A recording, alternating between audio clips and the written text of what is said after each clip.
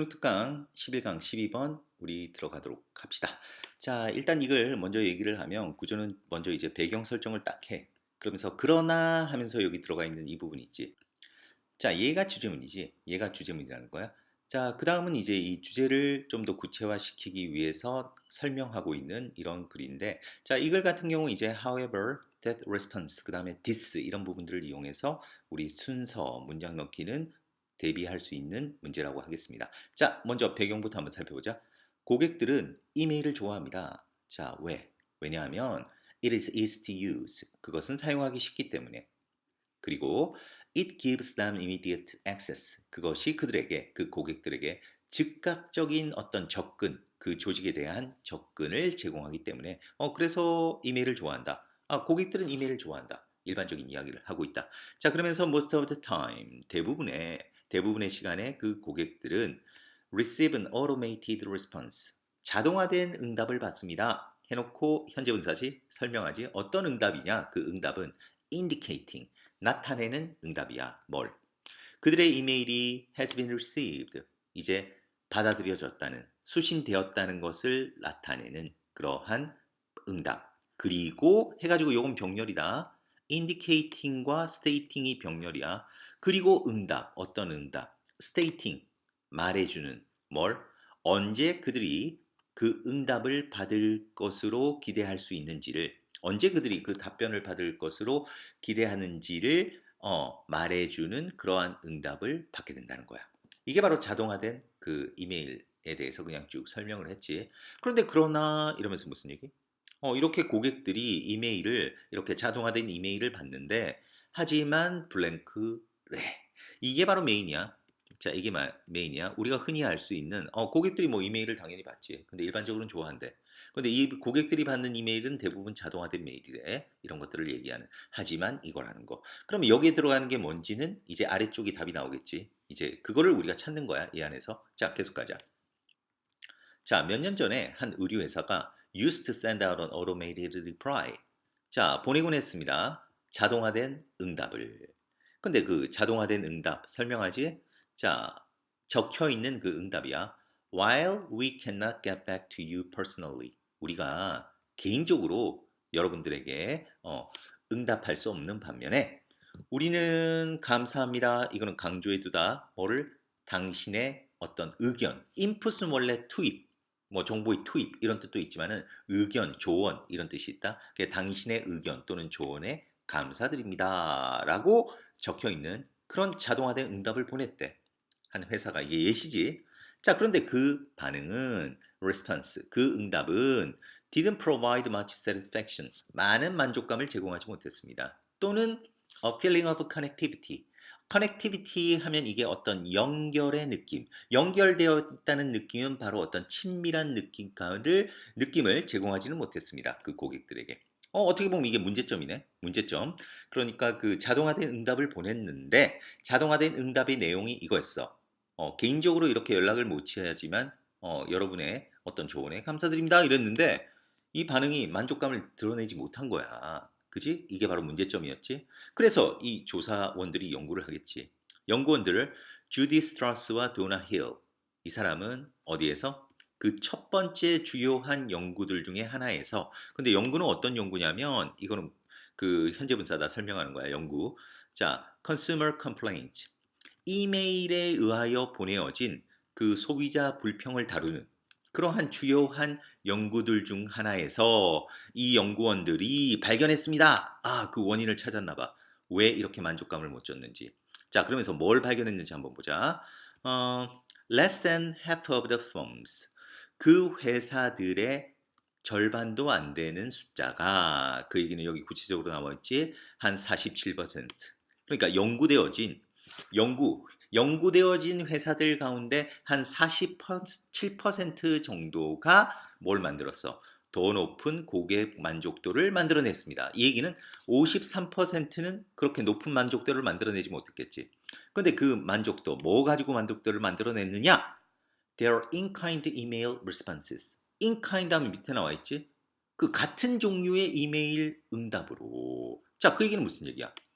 같은 종류의 이메일 응답을 했는데 47%는 만족감을 이끌어내고 그 다음에 53%는 만족감을 이끌어내지 못했다는 거야. 무슨 말인지 알겠지? 자, 그러면 이제 그 이유를 찾아야 되겠지. 그럼 도대체 만족감을 낸 애들은 왜 만족감을 냈는데? 자, 그럼 보자. 그들은 발견했습니다. 이제 연구 결과가 나오네. 간단한 것들이 차이를 만들어냈다고.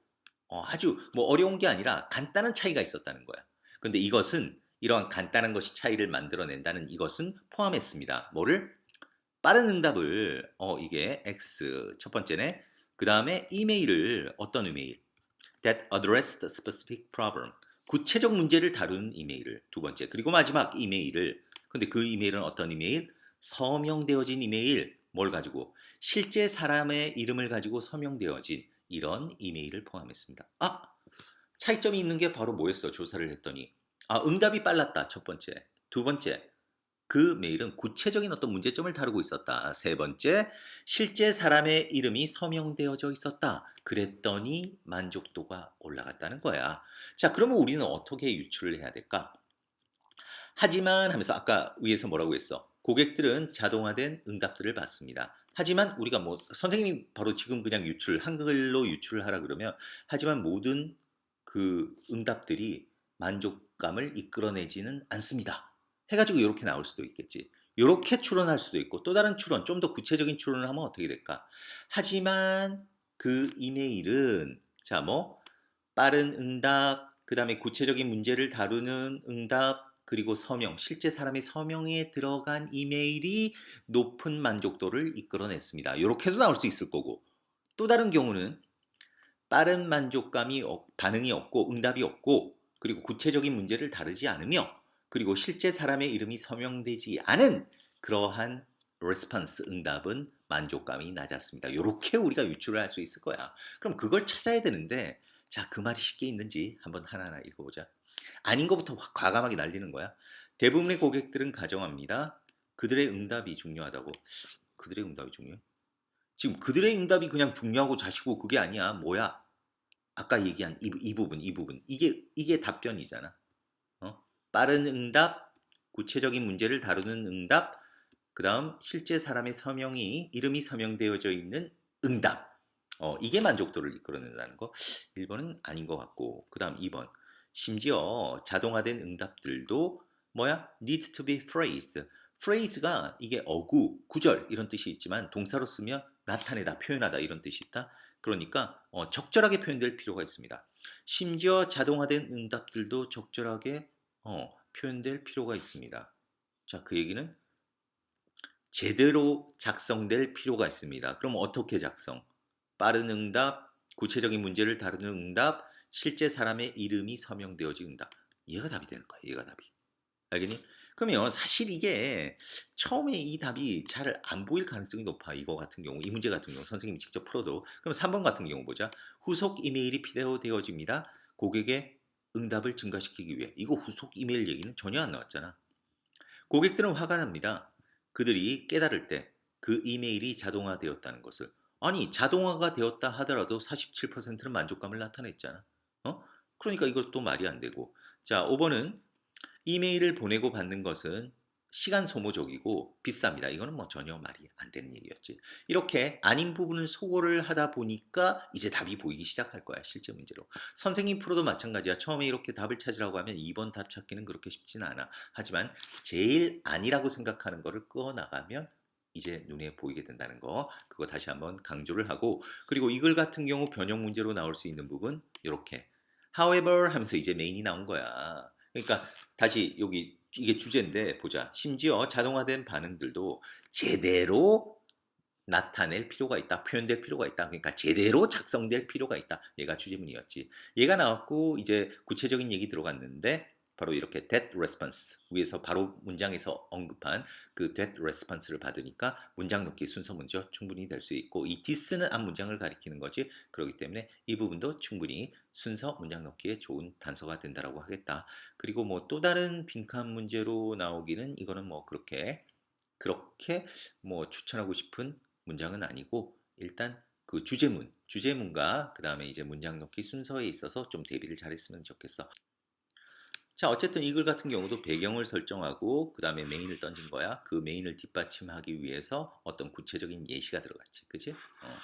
이 예시를 통해서 그 이제 실험 연구가 이제 나오는 거야. 실험 연구가 나오면 그거에 대한 어떤 해결책 아니면 그 연구가 찾아낸 거 그게 바로 주제문이 되겠지. 그래서 좀 더 구체적인 부분이 바로 이거잖아. 그러니까 이 자동화된 이메일도 제대로 표현되어야 한다, 적혀져야 한다. 그럼 어떻게 표현되어야 하는데 바로 이 얘기지. 빠른 응답을 해야 되고 구체적인 문제 다뤄야 되고 그리고 실제 사람의 이름이 서명되어 있어야 한다. 이 부분이 주제라고 하겠습니다. 자, 그래서 12번 여기서 마무리하도록 하겠습니다. 수고했습니다.